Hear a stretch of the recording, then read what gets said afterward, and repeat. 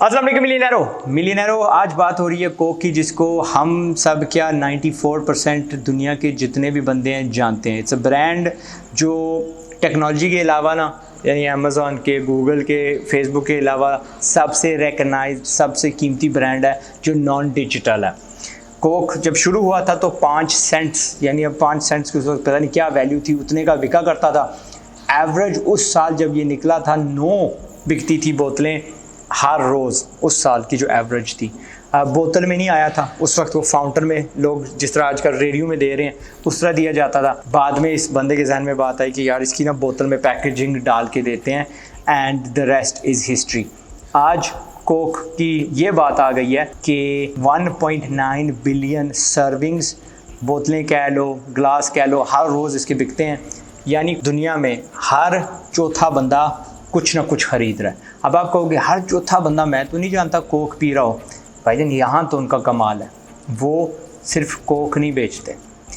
दुनिया के 5 जो सबसे बड़े ब्रांड हैं सॉफ्ट ड्रिंक्स के, उनकी हैं, जिसमें कोक शामिल है, डाइट कोक शामिल है, फैंटा वगैरह वगैरह। इनकी अगर वैरायटीज़ ले लो तो 5000 प्लस वैरायटीज़ बनती हैं। जिस तरह फैंटा यानी कोक लाइट हो गया, कोक ज़ीरो हो गया, फैंटा ऑरेंज हो गया, तो फैंटा फिर एप्पल भी हो गया, फैंटा फलाना भी हो गया, टींगा भी हो गया। इनके पास कार्बोनेटेड वो वाला होता है जिसमें गैस होती है, वो वाले ड्रिंक्स तो हैं, लेकिन इसके बरक्स इनके पास पानी भी है। और एक कंपनी नहीं है, कई ढेरों सारी कंपनीज इनके पास है। रानी ले लो। अब this is part of the strategy. हम उनकी ना मार्केटिंग के बारे में सीखने वाले हैं। इनसे क्या हम सबक सीख सकते हैं। रानी नहीं है जो हालिया में in the pass 5-10 years Pakistan में इंट्रोड्यूस हुआ है। उसमें क्या होता है, आप जो भी खोलते हो, ऑरेंज वाला खोलते हो, पीच वाला खोलते हो, उसमें आपको उनके जो टुकड़े हैं वो महसूस होते हैं कि भाई इन्होंने असली फ्रूट उसमें डाला हुआ है। वो सऊदी अरेबिया का ब्रांड है, सऊदी अरेबिया में उसने ओरिजिनेट किया, सऊदी अरेबिया में वो फला फूला। कोक ने जाके 50% उसका हिस्सा ले लिया इस प्रॉमिस पे कि हम पूरी दुनिया में इसको डिस्ट्रीब्यूट कर देंगे। पहले यूके में जाया करता था, लेकिन क्या होता था, कोई प्राइवेट बंदा था, 1-2 कंटेनर लिए वहाँ पे अपनी देसी दुकानों में बांट दिया। अब वो मैस ग्लोबली ब्रांड कैसे बने, कोक के हाथ लगे। कोक 50% उसको ओन करता है। इसी तरह कोक का ढेरों सा पोर्टफोलियो है 500 प्लस ड्रिंक्स का, जिसमें जूसेस भी हैं, पानी भी है, दूसरा तीसरा। ये किताब जिससे मैं रेफरेंस दे रहा हूँ, ये मैंने ना 10-15 साल पहले पढ़ी थी, द पावर ऑफ ब्रांड्स। यहाँ पे पेप्सी और कोक का आपस में मुकाबला दिया जा रहा था। और क्या होता है, कोक ने सिर्फ और सिर्फ अगर हाथ डाला है तो ड्रिंक्स में डाला है, पानी में डाला है, ठीक है, मशरूबात में डाला है। जबकि पेप्सी के स्टेडियम्स भी हैं, सिनेमास भी हैं, इनके क्रिस्प्स भी हैं, ये ले सारा इन्हीं का है, सीरियल्स भी इनके हैं, अपना चॉकलेट्स भी इनके हैं, बिस्किट्स भी इनके हैं। यानी इनके पास ढेरों सी बड़ी सी एक कॉन्ग्लोमरेट है, लेकिन फोकस हमेशा कोक का ड्रिंक्स पे रहा है। It's a very profitable company, हर साल बढ़ती ही जाती है। इनकी मार्केटिंग अब भी 4 बिलियन ये खर्चते हैं, यानी कि 10% अपना जो बजट है हर साल ये खर्चते हैं मार्केटिंग पे। अब जब 94% दुनिया के लोग इसको वैसे ही जानते हैं, इसको रिकगनाइज़ करते हैं, इसका सुर्ख और वाइट जो एम्बलम है, लोगो है, इसका जो स्टाइल है, दीवार पे भी लगा दो ये 2 रंग तो बंदा यही कहेगा यार कोक है। फिर ज़रूरत क्या पड़ी इनको पैसे लगाने की। सबक यहाँ पे हमें ये मिलता है कि कभी भी आप अपने आप को बहुत बड़ा ना समझो। ये ना समझो कि यार मैं चोटी में पहुँच गया हूँ, मैं जीत गया हूँ। ना जी, आपके हमेशा कोई ना कोई पीछे होता है जो आपको पीछे छोड़ जाता है, ठीक है। नोकिया को देख लो, दुनिया के एक ज़माने में सबसे बड़ी मोबाइल फ़ोन होती थी, आज तो उसको पूछता भी नहीं है। कोक के पीछे पेप्सी बैठा हुआ है, पेप्सी के पीछे रेड बुल बैठा हुआ है, ठीक है। रेड बुल की किसी और वक्त हम बताएंगे, शायद मैंने एक वीडियो में भी उसका जिक्र किया, उसकी स्ट्रैटेजीज़ क्या है। अगर कोक अल्ट्रा फोकस्ड है ड्रिंक्स पे, तो रेड बुल एक ड्रिंक पे ही अल्ट्रा फोकस्ड है, ठीक है। और उनकी वो लैदा, उनकी भी माशाल्लाह ढेरों सी सेल होती है। जबकि पेप्सी हर जगह भटक रहा है, उसकी प्रॉफिटेबिलिटी अगर देखो तो कोक से बहुत ज़्यादा कम है। सो सीखा क्या, बेशक हम बड़े हो गए हैं, मार्केटिंग डॉलर हमने फिर भी फेंकने हैं। अब इनकी मार्केटिंग ले लो, बहुत सारी इनकी स्ट्रैटेजीज़ हैं। ये आपको पुराना पान दिखाते हैं कि यार बचपन में आप पीते थे ना, ठीक। फिर दूसरी ये क्या करते हैं, ये अपना हर वक्त ये नहीं कभी कहते कि यार कोक खरीद लो, कहते हैं हैप्पीनेस। इनके लफ्ज़ में हैप्पीनेस, शेयरिंग, ये बहुत ज़्यादा सीजनल, यानी हॉलीडेज़ को बहुत जिक्र किया जाता है। यहाँ पे ईद पे ये ज़्यादा पैसा खर्चेंगे, और अगर फॉरेन में होंगे तो क्रिसमस वगैरह पे ज़्यादा पैसा खर्चेंगे। वहाँ तो बाकायदा ट्रक और सेंटा क्लॉज भी कहा जाता है कि इन्होंने ही ईजाद किया। सेंटा क्लॉज जो असली वाला था ना, वो पता नहीं नीले कपड़े पहनता था, इन्होंने सेंटा क्लॉज भी बना दिया सुर्ख और सफ़ेद कलर डाल के, ठीक है, जिसको आज कल सेंटा क्लॉज बोला जाता है, इन्हीं की ईजाद है। तो क्या होता है कि हैप्पीनेस शेयरिंग वगैरह। इनकी आपने स्ट्रेटजी देखी होगी, चंद साल पहले पाकिस्तान में और इंडिया में चली थी कि जी भाई एक मॉल में जाते हो, वहाँ पे एक काउंटर सा या फ्रिज सी एक स्क्रीन सी लगी होती है, इंडिया में एक बंदा कोक पी रहा है, आप यानी आपस में सलाम अलैकुम करते हो, नमस्ते वगैरह करते हो और कोक मिलता है, दोनों यक बैक वक्त खोल के पीते हो। यानी इनकी सारी स्ट्रेटजी है कि आप जो कोक है अकेले नहीं पी सकते, हमेशा it has to be shared with somebody. और कोक आप अपने लिए नहीं ले रहे, किसी के लिए ले रहे हो। फिर उन्होंने सिंगापुर में दूसरी कंट्रीज में भी वो ट्राई किया कि कोक का कैन होता है उसको ऐसे टेढ़ा करो तो 2 छोटे छोटे कैन बन जाते हैं। अगेन फैला क्या रहे हैं, शेयरिंग यानी बांटना। इनकी सबसे जो फेमस रिसेंटली हालिया में कामयाब जो स्ट्रेटजी रही है that has been the D label वाली। अब डी लेबलिंग क्या होता है या डी ब्रांडिंग क्या होता है, आप एज अ एंटरप्रेन्योर कभी सोच भी नहीं पाएंगे कि यार मैं अपने प्रोडक्ट से अपना लेबल उखाड़ दूं, मैं अपना नाम ही मिटा दूं, लेकिन इनमें ये जरूरत थी इनमें। ठीक है, किया इन्होंने क्या, पहले ये प्रिंट मीडिया में हुआ करते थे, मैगजीन्स होगी, अखबारें होगी, बिलबोर्ड हो गए, टीवी हो गया। अब जब ये सोशल मीडिया पे आए हैं तो इनके दिमाग माशाल्लाह ज़बरदस्त हैं, करते रहते हैं, अंगलें तो ये करते रहते हैं, हर वक्त ये स्ट्रेटजीज अपनाते रहते हैं, इनको डर नहीं है इफ़ दे फेल। इनके 4-5 ड्रिंक्स फेल भी हुए बट दे डोंट केयर।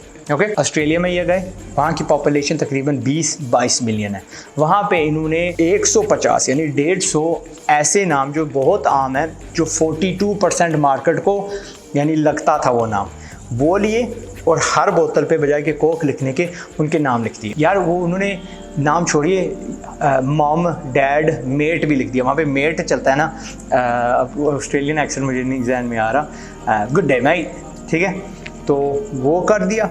और जैसे उसको वहाँ पे लॉन्च किया, उस सीज़न में उन्होंने 200 मिलियन से ज़ाहिद बोतलें बेची। सो दैट मीन्स हर बंदे के लिए 10 बोतलें कोक की बिकी वहाँ पे।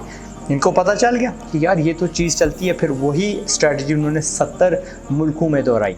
2 सबक है यहाँ पे, डी ब्रांडिंग, हौसला था इनमें, और टेस्टिंग कहाँ करनी है, छोटी सी लेवल पे करनी है, एक जगह पे टेस्टिंग करनी है, मुख्तसर सी करनी है, सारा पैसा एक जगह नहीं लगा देना। वहाँ पे फेल होती, ये कैंपेन हमें देखने को कभी ना मिलती। पाकिस्तान में भी आई थी, आप जाके एक कोक ले सकते हो, उस पर आपका नाम लिखा हुआ है। जब इन्होंने 70 मुल्कों में की तो 17,000 नाम बीच में डालने पड़े and they reached half of the world. अब मज़े की रिजल्ट क्या बताऊँ आपको, हाफ ऑफ द वर्ल्ड, आधी दुनिया अपने नाम का कोक लेके अपनी सोशल मीडिया पे इनका प्रमोशन कर रही थी, मुफ्त का इश्तिहार दे रही थी इनको, हैशटैग्स शेयर कोक आ रहा था।